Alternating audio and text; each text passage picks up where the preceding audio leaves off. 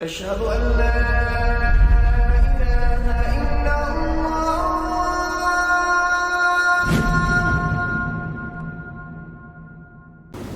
আসসালামু আলাইকুম ওয়া রাহমাতুল্লাহি ওয়া বারাকাতুহু। সুপ্রিয় দর্শক মণ্ডলী, আজকে পবিত্র ইতিকাফ সম্পর্কে আলোচনা করার চেষ্টা করব, মহান জাতে পাক তৌফিক দান করলে। আমরা জানি দীর্ঘ এক মাস সিয়াম সাধন চলছে, মাহে রমজানুল মুবারক। ইসলামের অন্যতম 5 স্তম্ভের মধ্যে অন্যতম একটি স্তম্ভ হল মাহে রমজানুল মুবারকের রোজা রাখা। মাহে রমজানুল মুবারকে অন্যতম একটি আমল রয়েছে, যেটি শেষ 10 দিনে সে আমলটি সম্পাদন করা হয়, যেটা আমরা চিরাচরিত আমাদের নিকট পরিচিত রয়েছে। সেটি হচ্ছে ইতিকাফ। ইতিকাফের শাব্দিক অর্থ হচ্ছে অবস্থান করা। শরীয়তের পরিভাষায় ইতিকাফ বলে যে ইতিকাফের নিয়তে মসজিদে অবস্থান করা। সেটি যে কোনো জামে মসজিদে হতে পারে, যে কোনো মহল্লার পাঞ্জাগানা মসজিদে হতে পারে, অথবা কোনো মা বোন যদি ইতিকাফ করতে চান তার ঘরে, তাহলে ঘরের যে নির্জন রুমটি রয়েছে, যেখানে সচরাচর সকলের আসা যাওয়া কম হয়, তুলনামূলকভাবে মা বোনেরা প্রত্যেকের বাসা বাড়িতে সাধ্যের আলোকে একটা সাইডে, একটা নির্জন সাইডেই 5 ওয়াক্ত নামাজ আদায় করার চেষ্টা করেন। ওই প্লেসেই ইতিকাফ করার সুযোগ রয়েছে, সেখানে তিনি ইতিকাফ করতে পারবেন। এই ইতিকাফের বিধান সুন্নতে মুআক্কাদা কিফায়া। কিফায়া দ্যাট মিনস পুরা মহল্লা থেকে একজন আদায় করলে সাফিসিয়েন্ট হবে, যথেষ্ট হবে। আমরা যেমন জানি যে জানাজার নামাজ ফরজে কিফায়া, পুরা মহল্লা থেকে কেউ যদি এটি সম্পাদন করে দেয়, আদায় করে দেয়, কারো জানাজা পড়িয়ে দেয়, যথেষ্ট হবে। সকল মহল্লাবাসী গুনাহগারি থেকে মুক্তি পেয়ে যাবে, রিলিজ পেয়ে যাবে। একজাক্টলি ইতিকাফের বিধানটাও প্রত্যেক মহল্লা থেকে যে কেউ একজন সম্পাদন করলেই জামে মসজিদে বা মহল্লার পাঞ্জাগানা মসজিদে, তাহলে পুরা মহল্লাবাসীর জবাবদিহিতা থেকে বেঁচে যাবে, পরিত্রাণ পেয়ে যাবে। এটি রাসূল করিম সাল্লাল্লাহু আলাইহি ওয়াসাল্লাম তার হায়াতে জিন্দেগিতে প্রতি মাহে রমজানুল মুবারকেই এই ইতিকাফ পালন করেছেন, মসজিদে ইতিকাফ করেছেন। ইতিকাফ বেসিক্যালি 3 প্রকার। 1 ওয়াজিব, 2 সুন্নতে মুআক্কাদা কিফায়া, 3 মুস্তাহাব বা নফল। এখন আসি ওয়াজিবের ব্যাখ্যায়। ওয়াজিব হলো কেউ যদি আরবিতে নজর বলে, বা আমরা আঞ্চলিক ভাষায় মান্নত বলি, কেউ যদি মান্নত মানে বা নজর মানে যে আমার ছেলের চাকরি হলে আমি 3 দিন ইতিকাফ করব, আমার যদি প্রমোশন হয় তাহলে 7 দিন ইতিকাফ করব, তাহলে ওই কাজটি যদি সম্পন্ন হয়, তার নজর পুরা হয়, ওই ক্ষেত্রে তাকে ইতিকাফ করতে হবে। সেটা হলো ওয়াজিব। রোজা রাখবে এবং সেই সাথে ইতিকাফ সম্পাদন করবে। আর দ্বিতীয়টি হলো সুন্নতে মুআক্কাদা কিফায়া।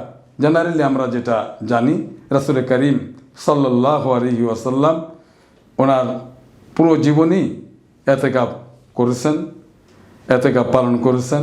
রমজানের শেষ 10 দিনে সাহাবায়ে কেরাম করেছেন, পালন করেছেন, এবং এ পর্যন্ত পালন করে আসছে। আমরাও পালন করার চেষ্টা করছি ইতিকাফ। আর নফল হলো যে এমনি নর্মালি আমরা যখন মসজিদে ঢুকি, ওটার কোনো মেয়াদ নেই। সেটা 1 ঘন্টার জন্য হতে পারে, 1 ডেজের জন্য হতে পারে, 3 ডেজের জন্য হতে পারে। অর্থাৎ মসজিদে ঢুকতেই সে নিয়ত করলো, মা নাওয়াইতু সুন্নাতুল ইতিকাফ মা দুমতু ফি হাযাল মসজিদ, আমি ইতিকাফের নিয়তে মসজিদে অনুপ্রবেশ করছি। সেটা সে 10 মিনিট হোক, 5 মিনিট হোক, 1 ঘন্টা হোক, এটা তার মর্জি। এটাকে নফল বলা হয়। এটার জন্য রোজা কোনো কন্ডিশন না। রোজা রাখলেও পারে, ওয়েলকাম, না রাখলেও কোনো গুনাহ হবে না, এমনিতে সে অবস্থান করতে পারবে। এবার আসি ইতিকাফের যেই ফজিলত রয়েছে। আল্লাহু আকবার, সুবহানাল্লাহি বিহামদিহি, সুবহানাল্লাহিল আযীম। রাসূল করিম সাল্লাল্লাহু আলাইহি ওয়াসাল্লাম ইরশাদ করেছেন, কেউ যদি ঈমানের সাথে সওয়াবের প্রত্যাশায় ইতিকাফ পালন করে, তার অতীত জীবনের সমস্ত গুনাহ আল্লাহ মাফ করে দিবেন। আল্লাহু আকবার। আল্লাহু আকবার। রাসূল করিম সাল্লাল্লাহু আলাইহি ওয়াসাল্লাম ইরশাদ করেছেন, কেউ যদি মাহে রমজানের শেষ 10 দিন ইতিকাফ পালন করে, তার জন্য কমপ্লিট দুটি হজ করার সওয়াব এবং 2টি উমরা করার সওয়াব তার আমলনামায় লিখে দেওয়া হবে। সুবহানাল্লাহ বিহামদি, সুবহানাল্লাহিল আযীম। পবিত্র হজব্রত পালন করা কত কস্টলি আমরা সকলেই জানি। বর্তমানে ন্যূনতম একেবারে বি গ্রেডে গেলেও, নর্মাল গ্রেডে গেলেও ন্যূনতম 3.5 লক্ষ টাকার বিষয়, পর্যায়ক্রমে আরও বেশিও যেতে পারে।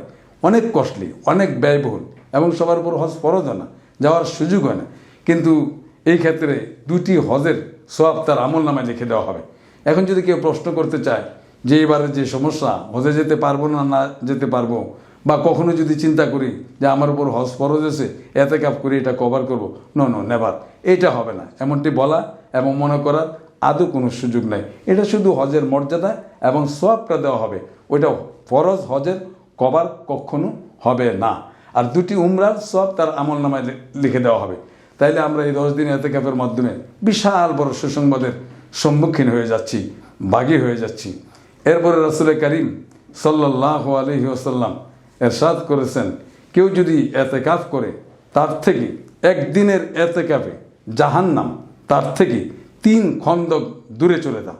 আল্লাহু আকবার, আল্লাহু আকবার। 1 খন্দকের সংজ্ঞা হলো জমিন থেকে আসমান পর্যন্ত যে ডিস্টেন্স, যে দূরত্ব, এই পরিমাণ দূরে চলে যাবে, এই পরিমাণ দূরে চলে যাবে একদিনের ইতিকাফে। তাহলে সেই দৃষ্টিকোণ থেকে 10 দিন ইতিকাফ করলে আল্লাহু আকবার, সুবহানাল্লাহ বিহামদি, সুবহানাল্লাহ, কত মর্যাদার সম্মুখীন, কত সওয়াবের ভাগীদারি না আমরা হয়ে যাব। আসলে আমরা তো সময় পাচ্ছি না, সময় আমাদের হয় না, আমাদের এতটুকু ফুরসত নেই। ঘর সংসার, ছেলে মেয়ে, স্ত্রী পুত্র, ব্যবসা বাণিজ্য, পলিটিক্স, এগুলো রেখে এত ব্যস্ত আমরা সকলেই এত ব্যস্ত, কতটাই না ব্যস্ত আমরা যখন রাস্তায় চলার পথে লক্ষ্য করি, যারা আমরা লোকাল গাড়ির যাত্রী হই বা পরিবহনের যাত্রী হই, তখন দেখা গেছে প্রয়োজনের তাগিদেই সিএনজি বা পেট্রোল পাম্পে গাড়ি রাখতে হয়, পেট্রোল নিতে হয়, অকটেন নিতে হয়, সিএনজি নিতে হয়। কিন্তু যাত্রীদের আমাদের অবস্থা কি? কেউ ওইটা মেনে নিতে পারে না। সবাই একদম, হ্যাঁ আগে নিতে পারলো না, আগে কি করছো, গাড়ি বের করার আগে সিএনজি নিতে পারলো না, এখন ওটা আমাদের ডিস্টার্ব করছো, আমাদের সময় লস করছো। সবাই গরম হয়ে যাচ্ছে, অথচ সিএনজি ছাড়া, অকটেন ছাড়া গাড়িটা চলবে না, এটা আমরা সবাই জানি। এটা আগুন লেগে যাবে, দুর্ঘটনা কবলে পড়বে। এই সব জানা সত্ত্বেও এতটাই অধৈর্য, আমাদের সময় এতটাই ক্রাইসিস যে এটাও মেনে নেওয়ার মানসিকতা আমাদের নাই। এতটুকুই যখন আমাদের মানসিকতা, এই 10 দিনের জন্য আমরা মসজিদের রিজার্ভ হয়ে দেব, এটা তো টাফ বিষয়, খুবই কঠিন বিষয়। আল্লাহু আকবার।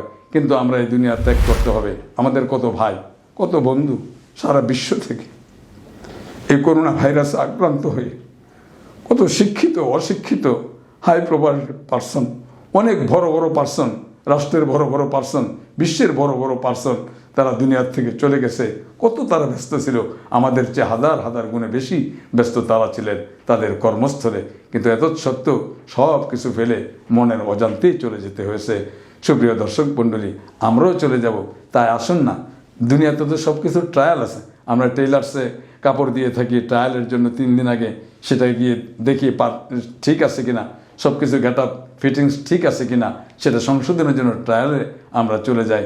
তাই আসুন না, আমরা দুনিয়াতে ফাইনালি যাওয়ার আগে ফর ট্রায়াল হিসেবে যদি আমরা ইতিকাফের চিন্তা করতে পারি, এটা আমাদের জন্য দুনিয়া এবং আখিরাতের জন্য বিশাল প্রাপ্তি বয়ে আনবে। একদিন তো সব কিছু ছেড়ে যেতেই হবে। আমরা একটু ট্রায়ালে আসি, আল্লাহর সান্নিধ্যে আসি, একটু ধ্যানমগ্ন হই, একটু ব্যস্ততার মধ্যে দিয়েও।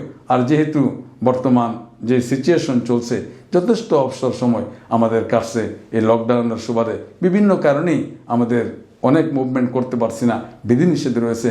সেই ক্ষেত্রেও যদি আমরা এই লকডাউনের সুবাদেও যদি আমরা ইতিকাফে তুলনামূলকভাবে মনোনিবেশ হতে পারি ওসিলায়, আল্লাহ পাক আমাদেরকে ক্ষমা করে দিবেন এবং ফাইনালি আমরা আখিরাতে মুক্তি পেয়ে যাব, চিরশান্তির জান্নাতের অধিবাসী হয়ে যাব।